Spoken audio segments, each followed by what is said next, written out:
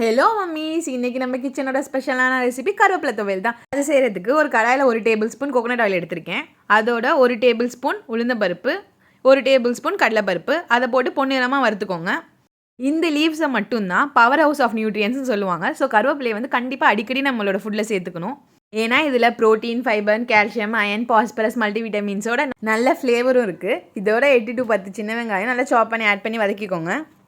காரத்துக்கு ஏற்ற மாதிரி 2 காஞ்ச மிளகா, ஒரு சின்ன நெல்லிக்காய் சைஸ் புளி அதெல்லாம் போட்டு நல்லா வதக்கிக்கோங்க.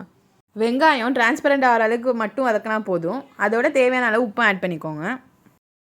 சின்ன வயசுலேருந்து கருவேப்பிலையெல்லாம் ஒதுக்கி வச்சு சாப்பிட்டே பழகிட்டோம். இப்போ தான் நம்ம ஆட் பண்ணிக்கிறோம். பட் நம்ம பிள்ளைங்களுக்கு இப்போலேருந்து கருவேப்பிலை வந்து சாப்பிட பழகி கொடுக்கணும். இப்போது 2 கப் கருவேப்பிலை ஆட் பண்ணிக்கோங்க. நல்லா 2 கை ஃபுல்லாக கருவேப்பிலை.